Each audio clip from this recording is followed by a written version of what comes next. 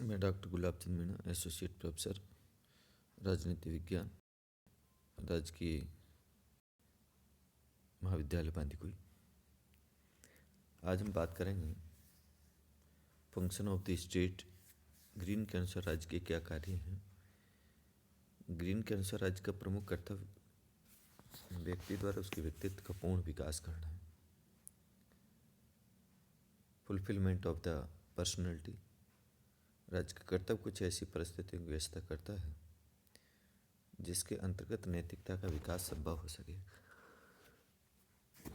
Green के मतानुसार राज्य नैतिक संस्था होते हुए नैतिकता के विकास का कार्य प्रत्यक्ष रूप से नहीं कर सकता। इसका कारण है कि राज्य दंड शक्ति का यह बल प्रयोग के आधार पर कार्य करता है, जिसका आधार पर व्यक्ति की नैतिकता को प्रभावित नहीं किया जा सकता। और नैतिकता तो व्यक्ति के अंतःकरण से संबंधित एक ऐसी वस्तु है जो स्वयं व्यक्ति द्वारा आत्मारोपित कर्तव्यों के निष्काम संपादन में नहीं था। कांट की भांति ग्रीन ये भी मानता है कि राज्य नैतिकता की वृद्धि हेतु प्रत्यक्ष रूप से कुछ भी नहीं कर सकता। मैं तो केवल ऐसी परिस्थितियां पैदा करता है जो उन्हें बनाए रखता है, जिनसे उन कर्तव्यों का पालन सुगमता से हो सके। ग्रीन के आदर्शवादी राज्य का कर्तव्य यह है कि सदकर्तव्यों के करने में व्यक्ति के मार्ग में जो बाधाएं है उन्हें बाधित करे और ऐसी आवश्यक परिस्थितियों की व्यवस्था करे जो इसे स्थिर रखे, उसमें नैतिकता का विकास संभव हो सके। ग्रीन का जो सबसे ज़्यादा जो फोकस था वो व्यक्ति की नैतिकता पर जोर देना था। ग्रीन निरंकुश राज्य के विचार को स्वीकार नहीं करता। वो राज्य को बाह्य और आंतरिक दोनों की दृष्टि में सीमित मानता है और आंतरिक क्षेत्र में राज्य की शक्ति इस तथ्य से सीमित हो जाती है कि कानून व्यक्ति के केवल बाहरी कार्यों को ही नियंत्रित कर सकता है, उनकी आंतरिक प्रवृत्तियों को नहीं। विश्व बंधुत्व के विचार का समर्थन होने के कारण उनका विचार है कि बाहरी क्षेत्र में राज्य की शक्ति अंतर्राष्ट्रीय कानून में सीमित होती है।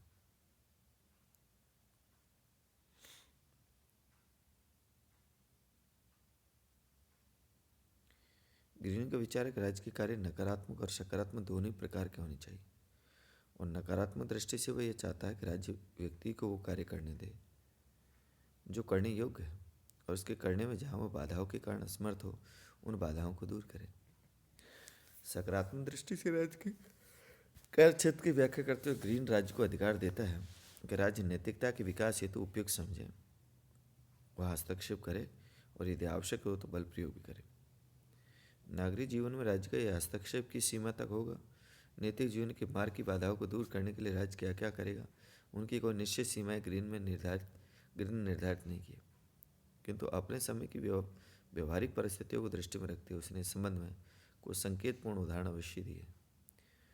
नकारात्मक दृष्टि से जैसे मानता है कि अज्ञान, शराबीखोरी और भिखमंगापन मानव के नैतिक विकास के मार्ग में बाधा हैं, उन्हें दूर करने के लिए राज्य को प्रयत्न करने चाहिए।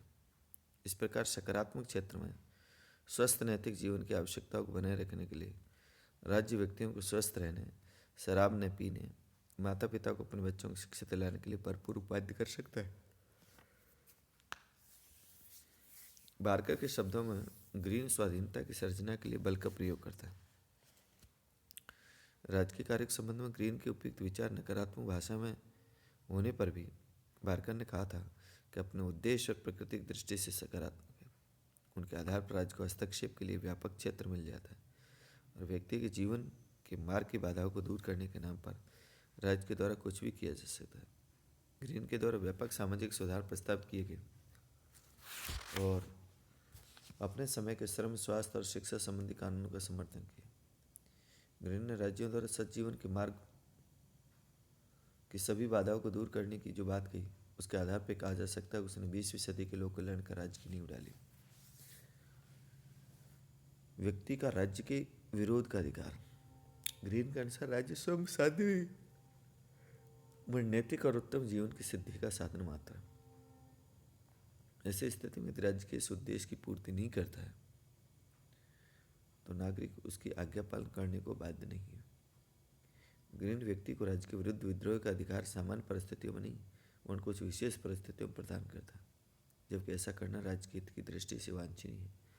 और इन परिस्थितियों में राज्य के विरोध का अधिकार ऐसा अधिकार नहीं है उसका मनमाना प्रयोग किया जा सके। राज्य के विरोध के अधिकार पर 3 प्रकार से प्रतिबंध है। ध्यान में रख कर के इस अधिकार का प्रयोग किया जा सकता है। पहली बात तो है कि जब कभी राज्य की त्रुटियों के कारण व्यक्ति के मन में राज्य के विरोध की भावना उत्पन्न हो तो उसे शांत से सोचना चाहिए कि यह त्रुटि इतनी महत्वपूर्ण है, उसके लिए मैं राज्य का विरोध करके उसके द्वारा प्रदत्त अन्य अधिकारों सुविधाओं को खतरे में डालूं। यदि इस उत्तर का हाँ है तो भी व्यक्ति के द्वारा राज्य का सर्वव्यापक विरोध नहीं, वरन केवल उस कानून या आज्ञा का ही विरोध करना उचित है जो अत्याचारपूर्ण है। दूसरा प्रतिबंध है कि व्यक्ति के द्वारा राज्य का विरोध उसी समय किया जाना चाहिए जबकि ये प्रश्न जिसके आधार पर राज्य का विरोध कर रहा है न केवल उसकी वर्ण समाज के अन्य लोगों की दृष्टि से भी उतना ही महत्वपूर्ण है। जान पड़े कि अन्य लोग उसे महत्वपूर्ण नहीं समझते तो उसके द्वारा प्रचार आदि के आधार पर जनमत को अपने अनुकूल बनाने जाना चाहिए। ऐसा हो जाने पर राज्य का सक्रिय विरोध प्रारंभ करना चाहिए। और तीसरा प्रतिबंध जो है वो ये है कि अत्याचारपूर्ण कानून का विरोध करने से पूर्व व्यक्ति के द्वारा सभी विद्यमान संवैधानिक साधनों के आधार पर इस अत्याचारपूर्ण कानून में परिवर्तन करवाने का प्रयत्न किया जाना चाहिए। इन तीनों प्रतिबंधों के बाद यदि व्यक्ति के लिए राज्य का विरोध करना अनिवार्य हो जाए तो व्यक्ति के द्वारा ये कार्य सामाजिक हित की भावना से किया जाना चाहिए, व्यक्ति के स्वार्थ की दृष्टि से नहीं। विशेष परिस्थितियों में सही ग्रीन ने व्यक्ति को राज्य का विरोध का जो अधिकार प्रदान किया है, ग्रीन का दर्शन कांट और विशेषतः हीगल से बहुत भिन्न हो गया। और पेपर ने सत्य लिखा कि ग्रीन और हीगल के विचारों का भेद किसी अन्य बात से इतना अधिक स्पष्ट नहीं है जितना इस बात में कि व्यक्ति राज्य का विरोध करने में नियोजित हो सकता है। ग्रीन युद्ध विरोधी अंतर्राष्ट्रीय शांति का समर्थक है। सभ्यता के विकास के साथ आज संसार विश्व बंधुत्व की स्थिति में पहुंच गया। युद्ध किसी दशा में पूर्ण रूप से उचित नहीं कहा जा सकता और युद्ध अपूर्ण राज्य का चिन्ह है। अत्यंत व्यवस्थापूर्ण परिस्थितियों में युद्ध को राज्य की एक निर्दयतापूर्ण आवश्यकता से अधिक कुछ नहीं कहा जा सकता। यदि आक्रमण से पीड़ित होने पर रक्षा हेतु युद्ध किया जाए तो अपेक्षाकृत उचित या वैध होता है। ग्रीन युद्ध की धारणा के निम्न आधारों का विरोध करता है कि युद्ध मानव जीवन के अधिकार के विरुद्ध है और आदिम जातियों में जीवन का अधिकार अपनी जाति या समूह तक सीमित पाया जाता था, परंतु सभ्यता के विकास के साथ साथ आज जीवन का अधिकार विश्वव्यापी हो गया और व्यक्ति की किसी भी देश में क्यों नहीं जाए वहाँ का राज्य उसकी जीवन रक्षा का उत्तरदायित्व स्वीकार करता है। किंतु युद्ध काल में शत्रु देशों को भी जीवनाधिकार नहीं रह पाता, अतः मानव मात्र के विश्वव्यापी जीवन के अधिकार के विरुद्ध होने के कारण युद्ध नितांत अनुचित है। दूसरा, ग्रीन इस बात को स्वीकार नहीं करता कि युद्ध से देशभक्ति, वीरता, त्याग और शौर्य आदि सद्गुणों को प्रोत्साहन मिलता है और उनके मत में शांतिपूर्ण देशभक्ति सच्ची देशभक्ति है। और जहाँ तक मानवीय सद्गुणों का संबंध है, इन गुणों का विकास, ज्ञान की वृद्धि, प्रकृति पर विजय और निर्धनता के अंत आदि निश्चित रूप से श्रेष्ठ कार्य नहीं हो सकता। तीसरा, ग्रीन के मतानुसार युद्ध की स्थिति राज्य की सर्वशक्तिमता का द्योतक नहीं है, उन्हें तीव्र राष्ट्रीयता और निकृष्ट कोटि की देशभक्ति को प्रोत्साहित करती है। युद्ध विरोधी होने के कारण ग्रीन स्वाभाविक रूप से विश्वबंधुत्व की भावना में विश्वास करता है और मानता है कि मानवता के सामूहिक हित में व्यक्ति का हित ही नहीं थे। इसलिए कांट की भांति वह भी एक अंतर्राष्ट्रीय समाज की स्थापना का पक्षपाती था और चाहता था कि स्वतंत्र राष्ट्रों की इच्छापूर्ण स्वीकृति पर आधारित हो। युद्ध और अंतर्राष्ट्रीयता के संबंध में ग्रीन की विचारधारा हीगल के नितांत विपरीत है। ग्रीन के विचार उसे हीगल से पृथक करने की सबसे चौड़ी खाई है।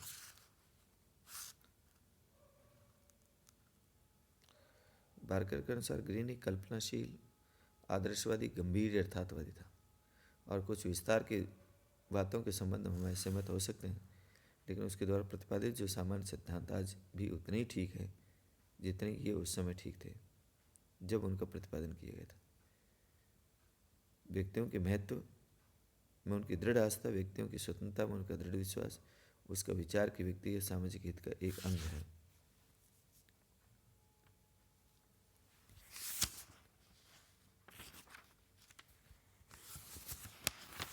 अब देखेंगे हम आदर्शवाद की आलोचना।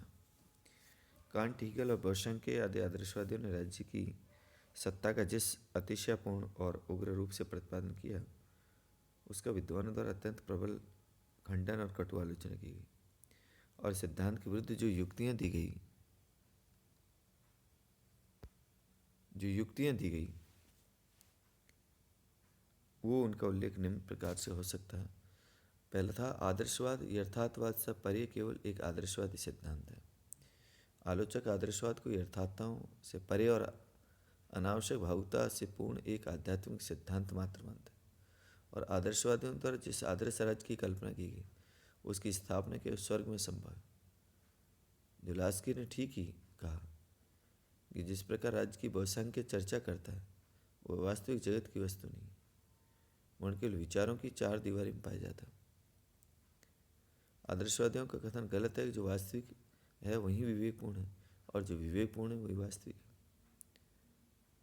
व्यवहार में प्रत्येक यथार्थ स्थिति को विवेकपूर्ण नहीं कहा जा सकता, और ब्रिटिश शासन के अंतर्गत भारत के नागरिकों और जार के शासन के अंतर्गत रूस के नागरिकों की दुरावस्था सत्य थी, किंतु कल्पना के किसी पहलू से इसे विवेकपूर्ण नहीं माना जा सकता।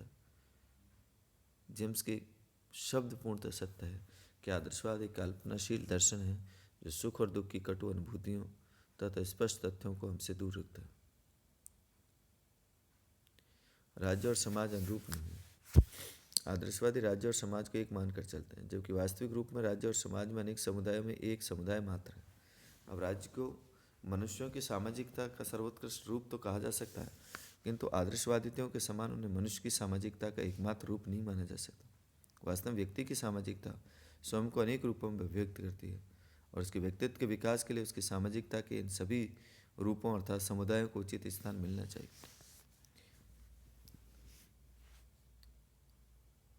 राज्य साधन है, साध्य नहीं। सभी आदर्शवादी विचार का राज्य का एक पृथक व्यक्तित्व स्वीकार करते हैं और एक साधन ने मानकर साधन साध्य बताते हैं।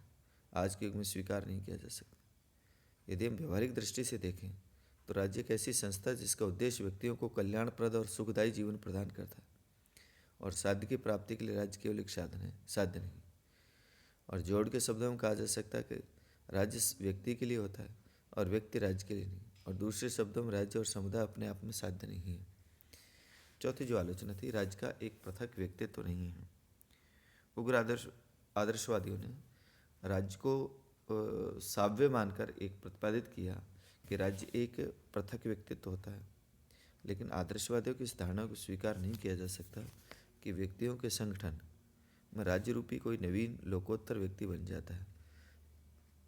तो ये मानना युक्ति संगत नहीं है कि मेकायर ने संबंध ठीक ही लिखा कि जिस प्रकार बहुत से घोड़ों के समूह में कोई नवीन उत्कृष्ट घोड़ा नहीं बनता, अथवा विद्यार्थियों के संगठित होने से किसी नवीन सर्वोत्कृष्ट विद्यार्थी की उत्पत्ति नहीं होती, अनेक व्यक्तियों के समुदाय में किसी लोकोत्तर व्यक्ति की प्रादुर्भाव नहीं हो सकता। दूसरी जो बात थी, सर्वशक्तिमान राज्य का सिद्धांत स्वीकार करने के योग्य नहीं। आदर्शवादियों की कोई सीमा निश्चित नहीं करते, उनकी सर्वशक्तिमानता का प्रतिपादन करते हैं, लेकिन यह दृष्टिकोण न तो उचित है और न व्यवहारिक है। सातवीं जो आलोचना थी, आदर्शवादी स्वाधीनता का सिद्धांत दोषपूर्ण है। आदर्शवादी विचारधारा व्यक्ति की स्वतंत्रता के विरोधी, और इस विचारधारा के अनुसार व्यक्ति की स्वतंत्रता इस बात में है कि राज्य की आज्ञा और उसके कानूनों को बिना किसी विरोध के पालन करे। अब था नेक्स्ट आलोचना, आदर्शवाद अंतर्राष्ट्रीय कानून शांति के लिए घातक है। आदर्शवाद राज्य के व्यक्ति की एक ऐसी अबाध श्रद्धा का प्रतिपादन करता है जिसमें अंतर्राष्ट्रीय संगठन के लिए गुंजाइश नहीं है, और हीगल और अन्य उग्र आदर्शवादी लेखक युद्ध को राज्य के अस्तित्व के लिए आवश्यक मानते हैं। और 10वीं जो आलोचना थी, राज्य नैतिकता से उच्च नहीं हो सकता। आदर्शवादियों के विचार को भी स्वीकार नहीं किया जा सकता कि राज्य नैतिकता व सद असद विवेक के ऊपर है, और राज्य को अन्य राज्यों के साथ संबंध स्थापित करने, उसके अंतर्गत रहने वाले मनुष्यों के साथ व्यवहार करते हुए नैतिक नियमों का अनुसरण करें। इस तरह की आलोचना थी। आदर्शवाद के आलोचक उपयोग को आलोचना करते हुए इसे एक असत्य और शर्तपूर्ण देवी राज्य का सिद्धांत तक कह देते हैं। अब देखें आदर्शवाद का महत्व क्या था। आदर्शवाद की बहुत सारी कटु आलोचनाएं हुई, और निस्संदेह रूप से उग्र आदर्शवाद विशेष रूप से हीगल की राजनीतिक विचारधारा और इनमें से कुछ आलोचनाओं के पात्र भी हैं। जैसा गार्नन का मत था कि आदर्शवाद के विरुद्ध जो आलोचना की गई उनमें से अधिकांश के संबंध में ये कहा जा सकता है कि वह अनुचित, अतिशयोक्तिपूर्ण और सिद्धांत के मिथ्या विचार पर आधारित है। अब हम उदारवादी आदर्शवाद के जो मूल्यवान विचार थे उनकी बात करेंगे कि क्या थे वो आदर्शवाद। पहला था, आदर्शवाद राजनीति और नीति शास्त्र के बीच घनिष्ठ संबंध का प्रतिपादन करता है। और आदर्श की वाद की मान्यता बिल्कुल सही है कि राजनीति का अध्ययन नैतिक दृष्टिकोण से किया जाना चाहिए, और ग्रीन और महात्मा गांधी ने तो इस क्षेत्र में विशेष रूप से महत्वपूर्ण योगदान दिया। दूसरी जो बात की थी आदर्शवाद के महत्व के रूप में, कि आदर्शवाद समाज की आंगिक एकता पर बल देता है, ऑर्गेनिक यूनिटी पर बल देता है, और किस प्रकार समाज राज्य द्वारा एक सूत्र में बंधा रहता है। आदर्शवाद इस बात का प्रतिपादन करते हैं कि व्यक्ति का सच्चा कल्याण समाज के सार्वजनिक जीवन में उचित स्थान प्राप्त करने में। तीसरी जो बात है, आदर्शवादियों का कथन ठीक है कि मनुष्य के सर्वोच्च गुण हैं जिनका संबंध बुद्धि और आस्था से होता है। निम्नतर की उच्चतर और व्याख्या का विचार में पूर्ण सत्य है। आदर्शवाद उपयोगितावाद की भांति केवल एक बौद्धिक संतुष्टि पर बल देता है। और चौथी जो बात थी, आदर्शवाद बल का निषेध करके इच्छा को ही राज्य का आधार मानता है। और ग्रीन का जो आदर्शवाद था वो आदर्श की प्रतिष्ठा करते मात्र कल्पना नहीं है, बहुत कुछ सीमा तक वह सत्य, अनुभव और ज्ञान पर आधारित है। धन्यवाद।